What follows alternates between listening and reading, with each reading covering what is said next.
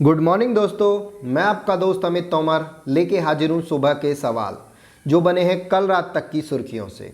दोस्तों आज तारीख है 1 सितंबर 2020, दैनिक समसामयिकी सभी प्रतियोगी परीक्षाओं के लिए। फिर चाहे आप एसएससी, बैंकिंग, रेलवे, पुलिस किसी भी कंपटीशन एग्जाम की तैयारी कर रहे हो जहां current affair with static GK पूछा जाता है, तो आप एकदम सही जगह पर हो। दोस्तों आज का सेशन स्टार्ट करने से पहले लेते हैं कल के सेशन का अभ्यास प्रश्न।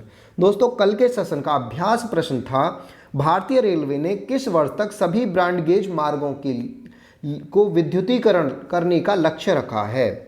तो दोस्तों यहाँ आपका जो राइट आंसर होगा वो होगा 2023, यानी 2023 तक भारतीय रेलवे ने सभी ब्रॉड गेज मार्गों को विद्युतीकृत करने का लक्ष्य रखा है। ठीक है दोस्तों, चलिए बढ़ते हैं आज के सेशन की तरफ, देखते हैं क्या कुछ खास है आज के सेशन में। दोस्तों पहला सवाल बहुत ही इंपॉर्टेंट सवाल है और सवाल इस तरह से है, किस राज्य में पहली समुद्री एम्बुलेंस प्रतीक्षा लॉन्च की गई है।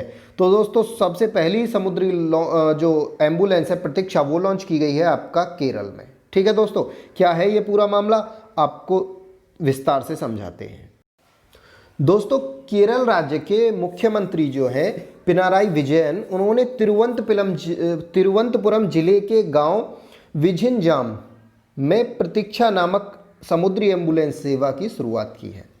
इसी के साथ कोझिकोडे में करुणया नामक समुद्री एम्बुलेंस तैनात की गई है।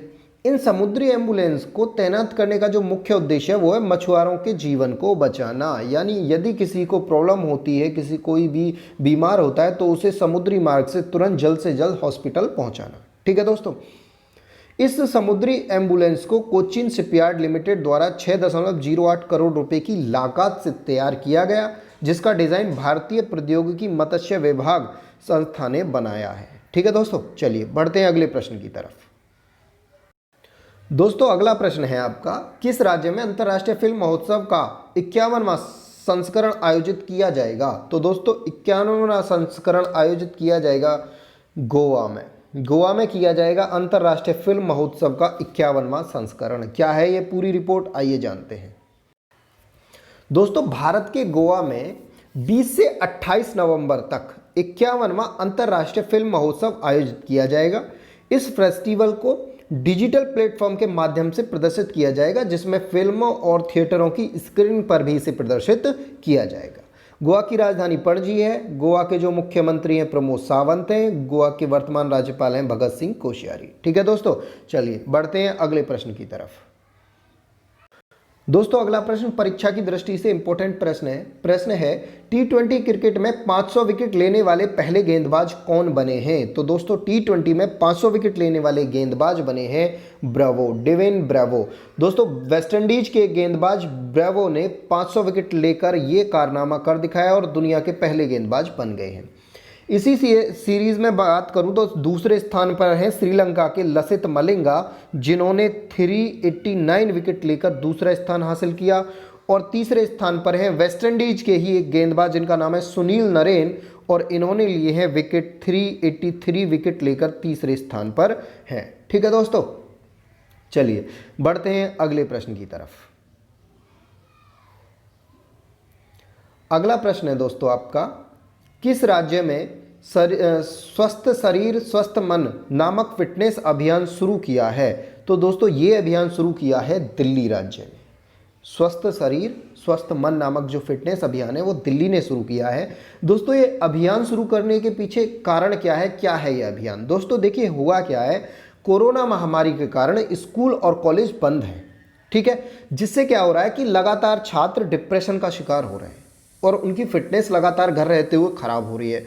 तो इस अभियान के अंतर्गत होगा क्या कि यूट्यूब पर एक हर बुधवार को एक वीडियो अपलोड किया जाएगा, जिसमें अपनी फिटनेस को कैसे सही रखें और कोरोना महामारी से कैसे बचें, ये सारे इंस्ट्रक्शंस दिए जाएंगे। ठीक है दोस्तों, ये सारा चीज होगा इस अभियान के अंतर्गत। उम्मीद करता हूं आपको बात समझ आ गई होगी।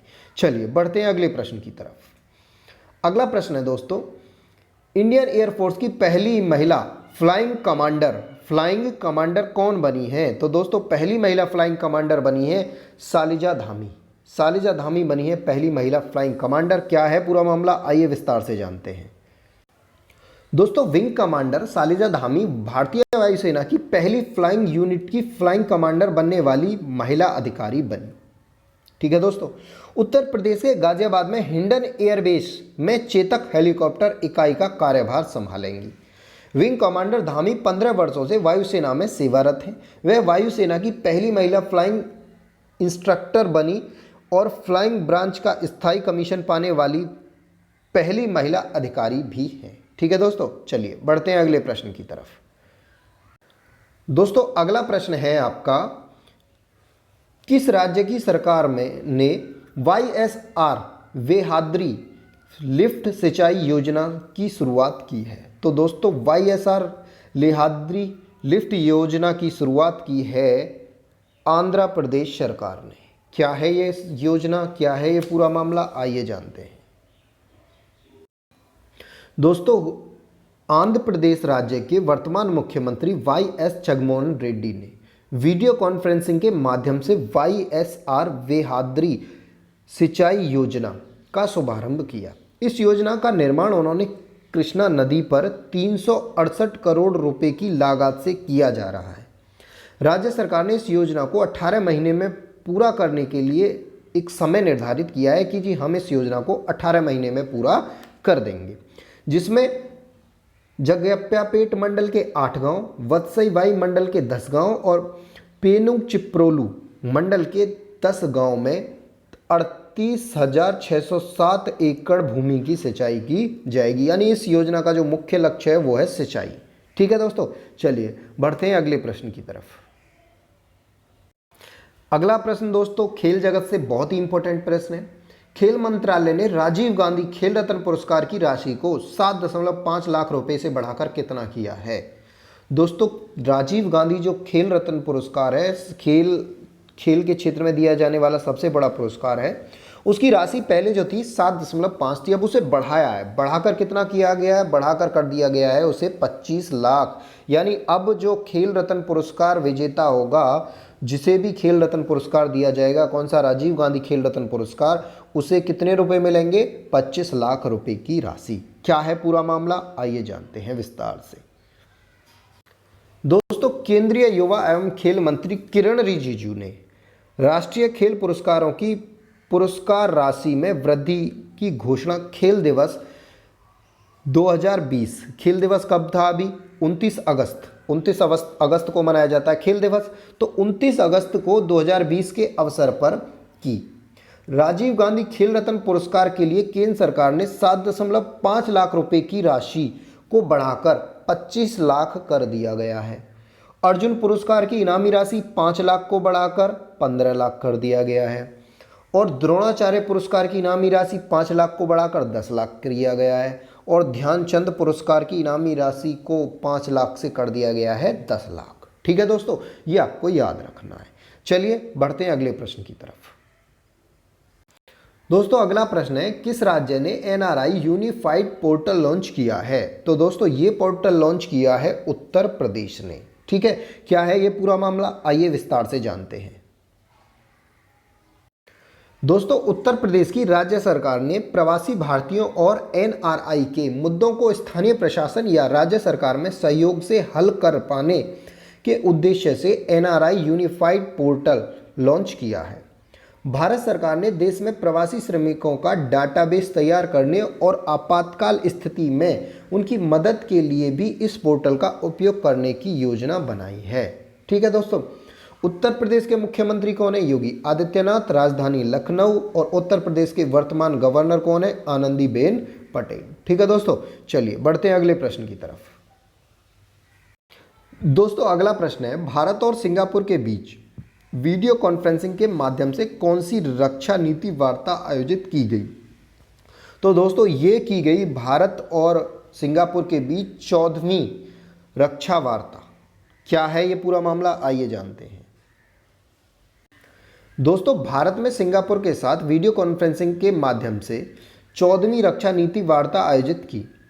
इस रक्षा नीति में भारत का प्रतिनिधित्व जो किया वो रक्षा सचिव डॉक्टर अजय कुमार ने किया, जबकि सिंगापुर का जो नेतृत्व किया वो स्थायी सचिव श्री चेन हेंग ने वीडियो कॉन्फ्रेंसिंग के माध्यम से किया। इस वार्ता में दोनों देशों के बीच आपसी मेलजोल को बढ़ाने और मानवीय सहायता जैसे आपदा राहत पर सहयोग देने के लिए हस्ताक्षर किए गए। ठीक है, चलिए दोस्तों बढ़ते हैं अगले प्रश्न की तरफ।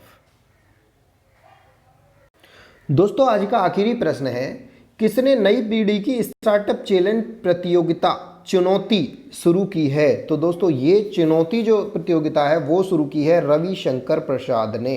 क्या है ये पूरा मामला, आइए जानते हैं विस्तार से। दोस्तों केंद्रीय सूचना प्रौद्योगिकी मंत्री श्री रविशंकर प्रसाद ने नई स्टार्टअप चैलेंज प्रतियोगिता चुनौती लॉन्च की है।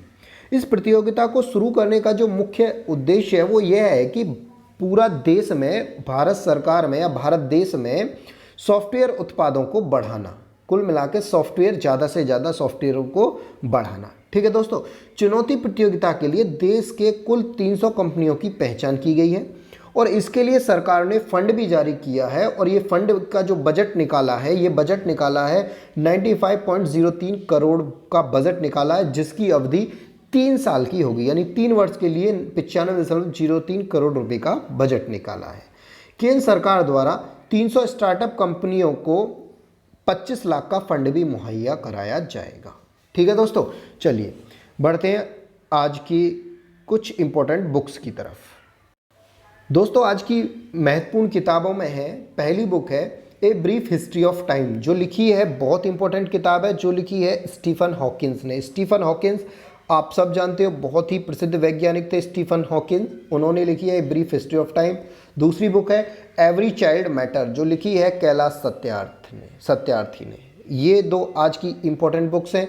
चलिए बढ़ते हैं आज के अभ्यास प्रश्न की तरफ, और आज का अभ्यास प्रश्न है, किस देश ने 2020 टोक्यो आयोजकों को ओलंपिक मशाल सौंपी है? इटली, रूस, ग्रीस, ब्राजील। दोस्तों जो भी आपका सही आंसर हो कमेंट बॉक्स में ज़रूर कमेंट करिएगा। अगर आपको ये सेशन अच्छा लगा है तो इसे लाइक और शेयर करना ना भूलें। चलिए मिलते हैं अब कल की क्लास में, तब तक घर पे रहिए, सुरक्षित रहिए और पढ़ते रहिए।